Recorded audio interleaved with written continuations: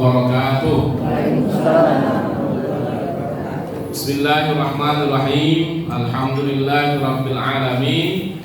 Wa bihi nasta'inu ala umurid dunya waddin. Asyhadu an la ilaha illallah wahdahu la syarika lah wa asyhadu anna Muhammadan abduhu wa rasuluh. Allahumma shalli ala sayyidina maulana Muhammad wa ala alihi wa ashabihi ajma'in, amma ba'd. Alhamdulillah, semoga kita semua dalam keadaan sehat walafiat. Marilah kita niatkan duduk di majelis ini untuk menuntut ilmu, mudah-mudahan memberikan manfaat, menambah ilmu, insyaallah meningkatkan ibadah kita, ketaatan kita kepada Allah Subhanahu wa taala. Bapak Ibu, para jamaah pengajian XBBD yang dimuliakan Allah, topik kita hari ini adalah tentang zikrullah, berzikir kepada Allah. Salah satu yang kita harapkan setelah atau dalam berzikir kepada Allah adalah mendatangkan ketenangan batin. Ya, kita berharap dengan zikir kepada Allah akan memberikan kenyamanan, kedamaian, menghilangkan kegelisahan, menghilangkan kekhawatiran, ya, ketakutan dan sebagainya. Karena bagaimanapun dalam hidup kita ini yang perlu dan yang selalu kita inginkan adalah ketenangan. Ya, kita tak suka gonjang ganjing itu ya. Kita tak suka hiruk pikuk dan sebagainya. Kita ingin damai-damai saja. Dan kedamaian yang abadi atau kedamaian yang lama dan yang bisa bertahan itu adalah kedamaian batin kita sendiri, dan itulah yang membuat kita tetap semangat ya, dalam menjalani kehidupan hingga kita meninggalkan dunia ini. Kita akan mulai dari apa yang dimaksud dengan zikrullah, zikir. Ya, zikrullah atau singkatnya kita sebut dengan zikir. Ya, menurut bahasa, ya, berasal dari kata zakaro yang artinya boleh saja menyebut atau mensucikan, ya, menggabungkan, menjaga, mengerti, ya, mempelajari, memberi dan nasihat. Itu secara bahasa. Jadi kata zakaro itu pengertian bahasanya banyak, ya. Nah, tapi ketika disebut dengan zikir, maka dia sudah memiliki pengertian tertentu, ya, maksud tertentu yang ketika itu disebut orang langsung terpikir bahwa maksudnya seperti ini. Nah, apa yang dimaksud zikir dalam pengertian istilahnya, yaitu adalah usaha kita sebagai manusia, ya, untuk mendekatkan diri kepada Allah dengan cara mengingat, ya, Allah atau mengingat keagungan Allah. Jadi zikir itu adalah sebuah sikap seorang hamba, ya, yang selalu ingin dekat kepada Allah, yang dengan berbagai cara, ya, salah satunya adalah dengan menghadirkan Allah dalam ingatannya. Jadi dia selalu ingat Allah dan apa yang berhubungan dengan Allah, yang itu yaitu terkait dengan nikmat dan segala karunia-karunia Allah. Jadi setiap kita ingat kepada Allah, ingat kepada nikmatnya, nikmat dan segala karunia-Nya, kita sudah termasuk sedang berzikir kepada Allah.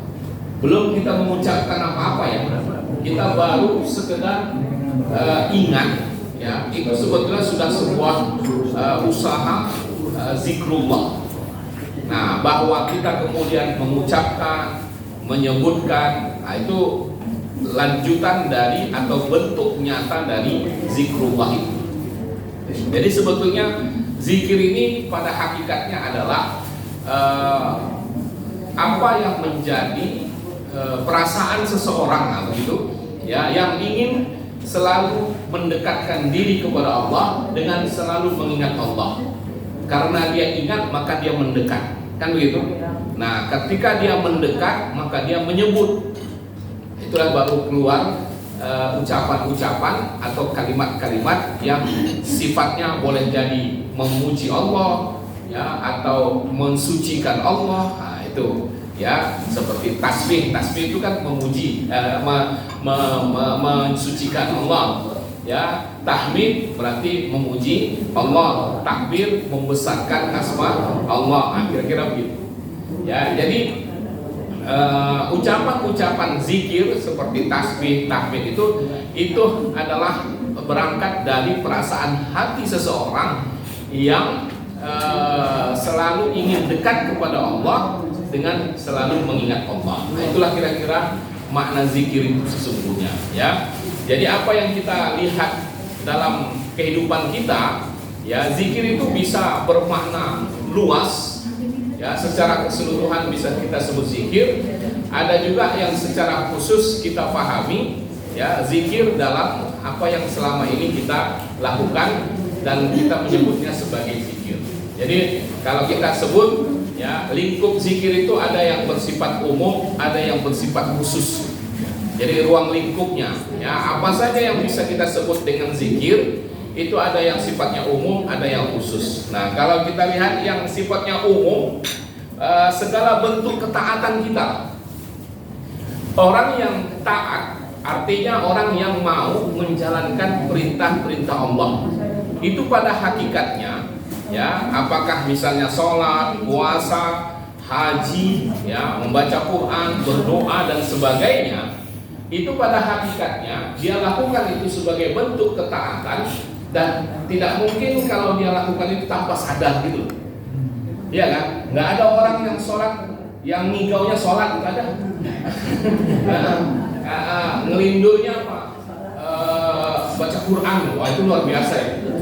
Kalau ada orang yang tiba-tiba terbangun langsung bersedekah, wah itu luar biasa ya. Tapi secara umum biasanya kita mengerjakan semua ketaatan itu karena kita justru ingat kepada Allah, kan gitu ya. Jadi dalam pengertian yang umum berarti segala bentuk ketaatan kita kepada Allah, amal-amal soleh yang kita kerjakan itu semua adalah zikrullah, karena kita ingat, ya, karena kita ingin atau merasakan kedekatan kita kepada Allah. Nah, itulah maknanya secara umum. Jadi kalau kita orang yang taat, berarti kita orang yang ingat kepada Allah. Kalau kita tidak taat, berarti kita selama ini lupa kepada Allah. Nah, gitu ya. Nah, sedangkan khusus, ya, secara khusus, ya, zikir itu dimaknai dalam rangka mengingat Allah dengan mengucapkan kalimat-kalimat atau lafaz-lafaz yang bersumber dari Allah atau dari Quran atau dari Rasul, yaitu hadis-hadis Nabi yang sifatnya memuji, mensucikan atau mentauhidkan Allah. Jadi dia lebih sempit, ya, berupa bacaan-bacaan, ya, bacaan-bacaan, ucapan-ucapan yang sifatnya boleh jadi mensucikan, membesarkan atau mentauhidkan Allah dan lain sebagainya. Nah, itu pun sebuah cara, ya, yang jelas ketika orang selalu ingat kepada Allah, ya. Jadi kalau misalnya dia melihat sesuatu yang sesuatu musibah lah misalnya, dia ingat Allah dengan mengucapkan innalillahi wa inna ilaihi raji'un. Nah, itu tandanya dia ingat Allah, ya kan? Ketika dia melihat sesuatu yang luar biasa, masya Allah, nah, itu kan kata dia ingat Allah. Ketika dia melihat sesuatu yang tidak menyenangkan lah, ya, dia istighfar kepada Allah, astagfirullah, itu kan karena ingat Allah, ya Bu ya. Nah, kalau misalnya dia bukan orang yang ingat Allah, yang keluar dari lisannya pasti bukan itu gitu, ya. Orang yang terbiasa mengingat Allah pasti ketika apa-apa yang dialaminya dia selalu hubungkan itu kepada Allah, ya kan. Tapi kalau tidak ingat dia kepada Allah, biasanya yang lain yang dia sebut-sebut. Ya kan? Nah, kalau orang yang sering berzikir itu kalau dikagetin itu biasanya astagfirullah, Allahu akbar, begitu. Tapi kalau dia tak sering berzikir, kita kagetin, itu yang keluar macam-macam itu. Berarti yang selama ini dizikirkannya itu. Iya kan? Ya, macam-macam lah. Ya, paling ringan copot lah ya. Copot itu paling ringan itu.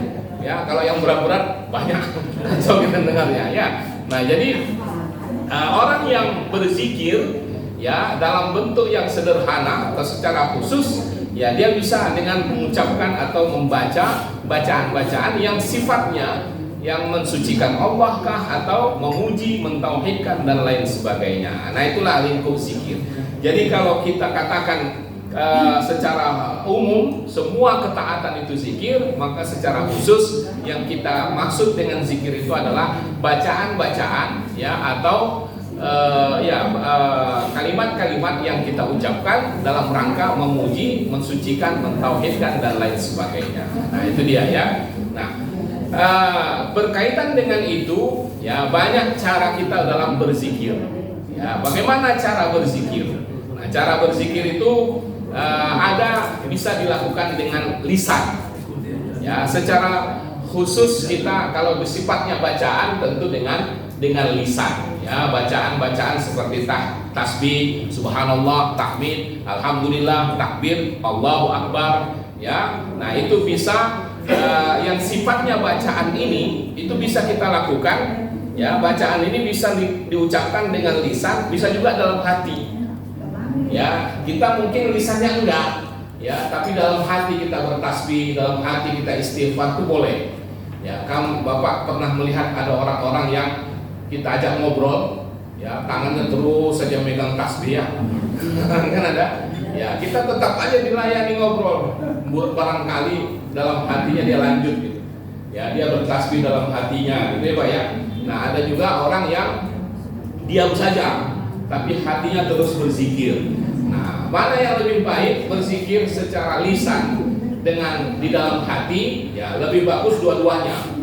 Ya, artinya itu begitu kita mengucap, begitu juga dalam hati. Ya, misalnya kita istighfar kepada Allah, astagfirullahaladzim, hati kita pun ikut minta ampun gitu. Itu bagusnya begitu, tapi ya itu ideal sekali.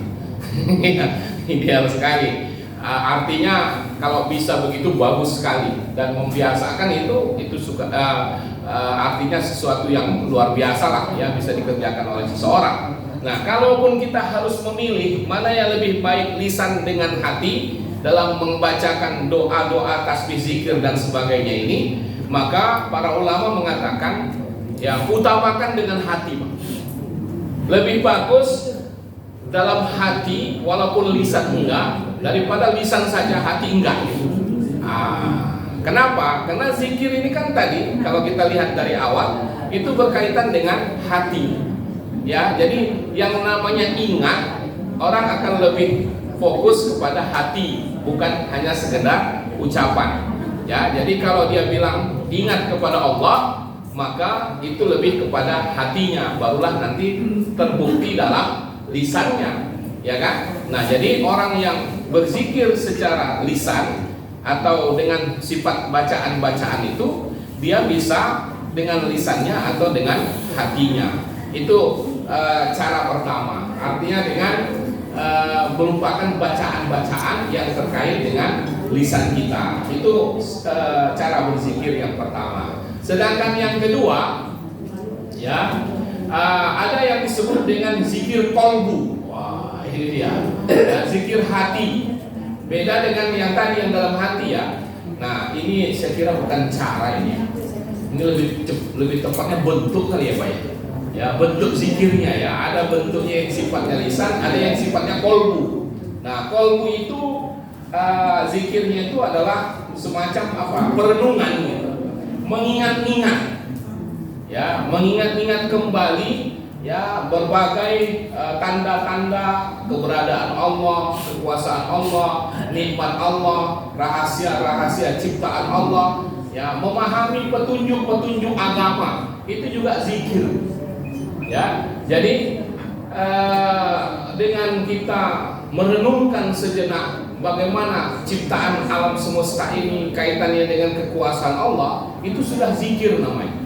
Ya, zikir qalbu. termasuk ketika kita memikirkan, merenungkan petunjuk-petunjuk agama dalam rangka mempelajarinya. Makanya majelis ilmu, orang-orang yang mempelajari agama disebut majelis zikir juga. Walaupun di sini kita tak baca-baca kan, nggak baca-baca, diam-diam aja gitu, dengerin gitu. Tapi namanya kita berzikir. Karena apa? Karena kita sedang membahas, mempelajari ya petunjuk-petunjuk agama. Nah, jadi yang dimaksud di sini adalah zikir dengan pikiran kita, qalbu dan pikiran kita. Nah, makanya dalam hadis Nabi disebutkan ya, tidaklah sekelompok orang duduk di sebuah masjid atau di sebuah tempat di mana mereka di situ mempelajari ayat-ayat Allah, begitu kan? Mempelajari agama, kecuali Allah akan turunkan kepada mereka sakinah, kedamaian. Ya, sakinah, kedamaian, kemudian rahmat, lalu dikelilingi oleh para malaikat, ya kan? Ada 4 kan itu. Nah, kemudian dibanggakan Allah dengan di hadapan makhluk-makhluknya. Nah, itu menunjukkan kemuliaan orang-orang yang duduk berzikir kepada Allah dalam rangka menuntut ilmu. Ya, misalnya kalau kita habis sholat subuh, Bapak Ibu kan sering ke masjid yang sholat subuh kan. Nah, setelah selesai subuh kita kan dianjurkan sebaiknya menunggu waktu syuruk. Ya, nah dalam waktu menunggu itu kita disuruh berzikir. Nah, berzikir yang bisa kita lakukan bisa berbentuk lisan, bisa berbentuk qalbu. Kalau berbentuk lisan mungkin lagi hari biasa jadi tak ada pengajian, Ibu ambil Quran, lalu baca Quran kita terus sampai matahari terbit. Nah, itulah amalan zikir kita. Ya kan? Nah, kebetulan kalau ada pengajian, ikut aja pengajian, nggak usah meninggalkan tempat lalu baca di sudut-sudut masjid, nggak usah. Nah, kenapa? Karena mengikuti pengajian-pengajian itu sendiri adalah zikir juga. Makanya pengajian-pengajian subuh itu biasanya disesuaikan waktunya sampai subuh, ya kan? Nah, kenapa? Karena itulah pengganti atau itulah bentuk zikir yang dikerjakan pada hari ini. Ya, jadi di mana masuknya ya menuntut ilmu itu disebut zikir dari bentuk qalbu ini. Ya, qalbu, arti qalbu itu benak atau pikiran. Ya, di mana kita merenungkan berbagai rahasia-rahasia agama ini, ya, merenungkan penciptaan Allah dan sebagainya. Ibu jalan-jalan healing ke puncak gitu ya, nah, istilahnya ya, jalan-jalan ke puncak, lagi santai-santai, duduk sejenak melihat alam semesta gitu ya. Nah, lihatlah keheningan malam. Di situ kemudian kita berucap subhanaka rabbana ma khalaqta hadza batila, begitu kan? Nah, artinya kekaguman yang menunjukkan kebesaran dan keagungan Allah, ketajuban kita terhadap ciptaan Allah. Itu zikir juga namanya, ya kan? Jadi artinya apapun yang akhirnya mengingatkan kita kepada Allah itu namanya zikir kita. Nah, itulah prinsipnya ya. Nah, kemudian yang ketiga, bentuk berzikir itu adalah dengan anggota tubuh, ya, panca indera kita, yaitu dengan melaksanakan perintah-perintah Allah, ya. Nah, itu tadi yang zikir yang umum tadi, di mana seseorang dengan segala ketaatan yang menjalankan perintah kita sebut itu sebagai zikirnya, ya. Oke. Nah, berkenaan dengan zikir lisan, ya, artinya yang kita baca, yang kita ucapkan, ya, sebagai zikir itu ada 2 istilahnya.